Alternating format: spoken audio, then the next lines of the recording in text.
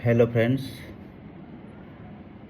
मैं doctor Prashant Chaure, MBBS MD anaesthesia.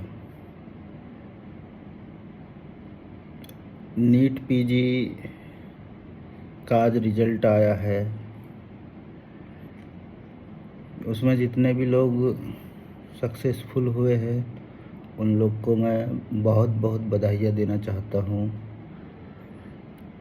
और आज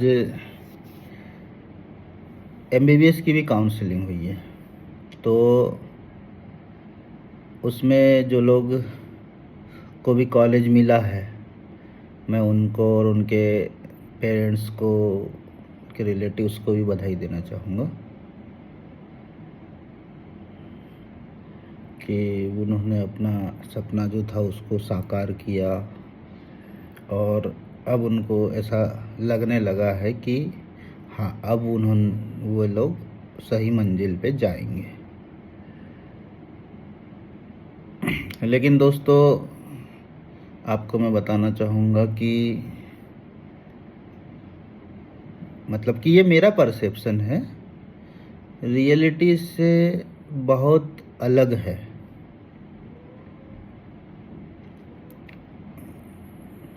अगर आपको लगता है कि आपका बच्चा टैलेंटेड है, या अगर कोई भावी डॉक्टर देख रहा है इस चीज़ को, तो उसको बोलूँगा कि अगर आपको ऐसा लगता है कि आप बहुत टैलेंटेड है, तो बिल्कुल मेरी नज़रों में आप बहुत टैलेंटेड है। लेकिन इस सिस्टम के अंदर आप सबसे बड़े बेवकूफ़ हैं। मतलब कि हमारा सिस्टम जो है आज सिर्फ रिस्पेक्ट कर रहा है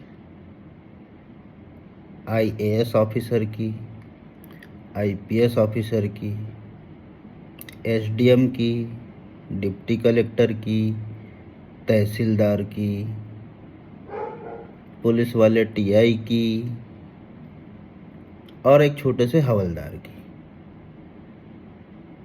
आप इसमें देखेंगे कि डॉक्टर्स की रिस्पेक्ट नहीं के बराबर है। बिल्कुल ये बात मैं अपने खुद के पर्सनल एक्सपीरियंस से बोल रहा हूँ। आप चाहे कितने भी बड़ी पोस्ट पे चल जाए, MBBS MD DM, लेकिन एक IAS ऑफिसर से, एक IPS ऑफिसर से आप छोटे ही रहोगे हमेशा, जब तक कि आपका पॉलिटिकल बैकग्राउंड ना हो।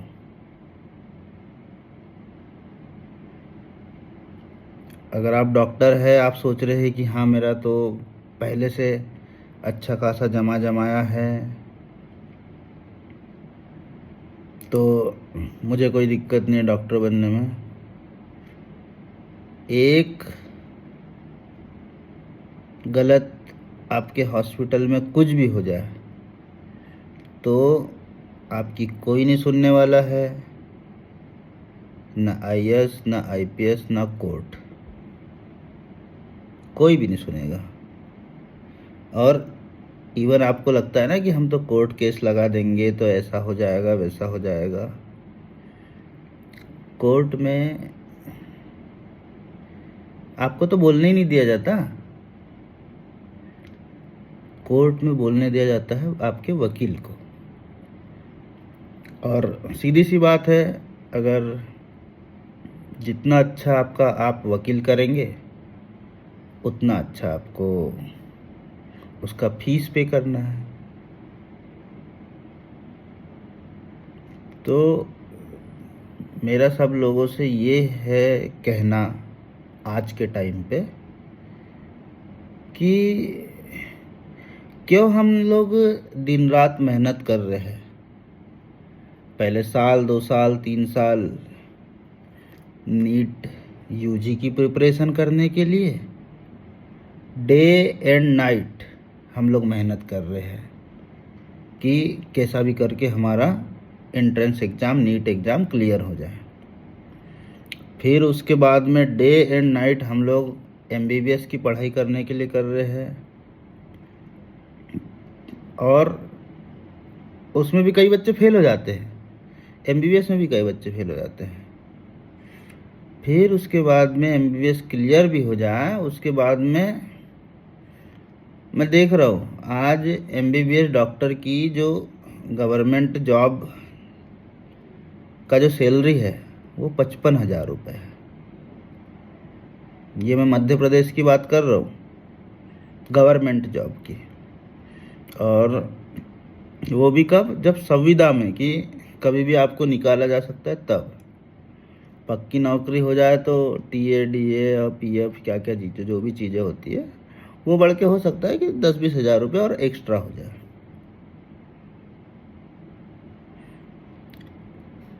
एमबीबीएस की फीस पता है कितनी है? लगभग 1 लाख रुपए सालाना तो गवर्नमेंट कॉलेजेस की है। प्राइवेट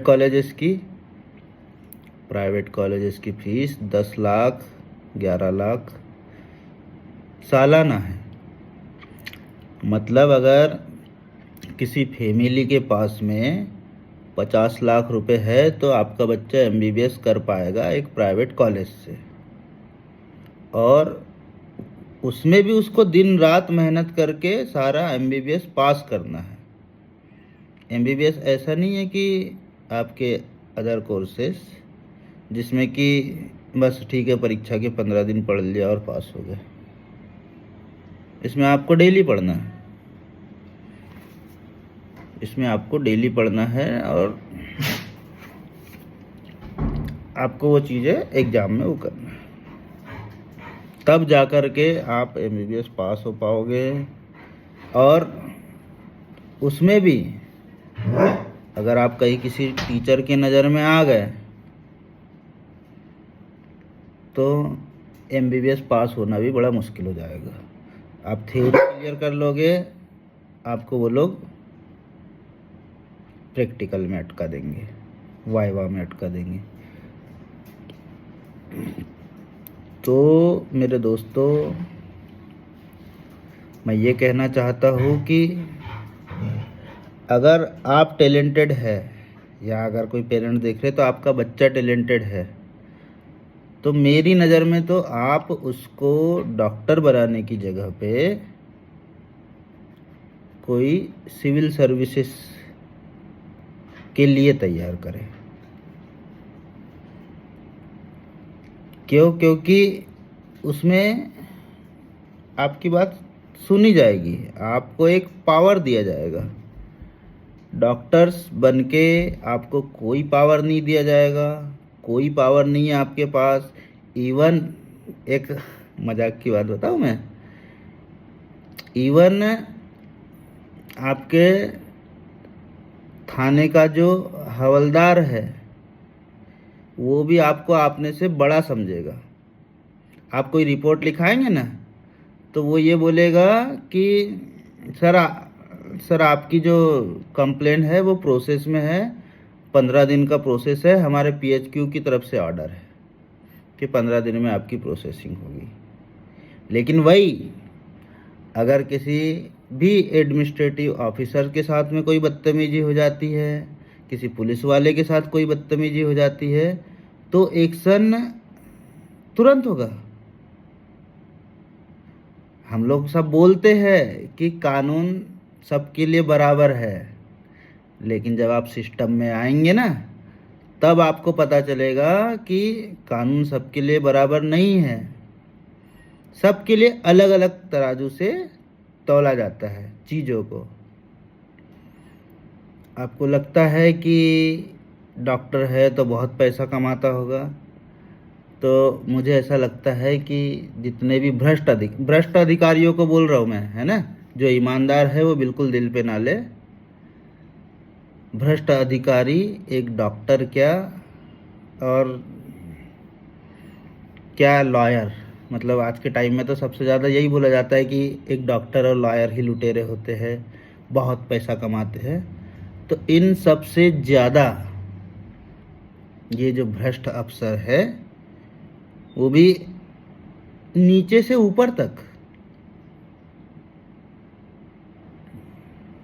वो चलता रहता है।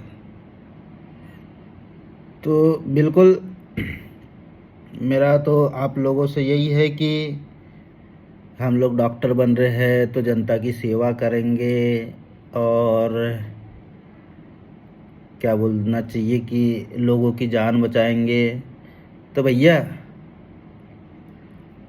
आज के टाइम में इतनी ज़्यादा डॉक्टरों की संख्या हो गई है कि डॉक्टरों की कंप्लेन तक के नहीं लिखी जाती पुलिस थानों वालों के द्वारा, है ना।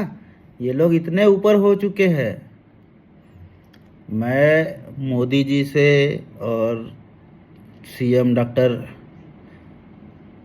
मोहन यादव जी से कहना चाहूँगा कि सर आप खुद डॉक्टर हैं और आपके यहाँ पे आपके ही राज्य में जहाँ आपका सुशासन है वहाँ पे लोग डॉक्टर्स के लिए इस टाइप से बिहेवियर है उन एडमिनिस्ट्रेटिव ऑफिसर्स का, कलेक्टर का, एसपी का और इवन टीआई का, जो कि डॉक्टर से रैंक में बहुत नीचे होता है, उसका भी।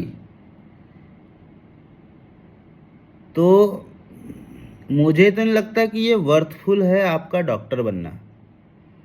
अगर किसी को लगे बिल्कुल वो अपनी लाइफ रूइन कर सकता है, लेकिन मुझे ऐसा लगता है कि 4, 5, 6 अटेम्प्ट, और जो एकदम जिसने बचपन से सोच के रखा है कि हाँ मुझे तो फर्स्ट अटेम्प्ट में ही निकालना है, तो वो यूपीएससी के थ्रू, एमपीपीएससी के थ्रू कलेक्टर या डिप्टी कलेक्टर, एसपी या डीएसपी वो बन सकता है। आपके पास फुल पावर होगा किसी को भी अरेस्ट करने का, किसी को भी अंदर करवाने का, या किसी के भी खिलाफ एक्शन लेने का। लेकिन अगर आप डॉक्टर बन जाते हैं तो बड़ा मुश्किल होगा कि आप एक किसी भी व्यक्ति को जिसने आपसे बदतमीजी की हो उसके खिलाफ इवन एफआईआर लिखवाने तक के लिए। ये मेरा पर्सनल एक्सपीरियंस है। जो लोग को बुरा लग रहा हो, शायद बिल्कुल बुरा तो लगेगा ही, तो बिल्कुल वो अपने दिल पे ना ले, क्योंकि ये बात उनके लिए बिल्कुल नहीं है।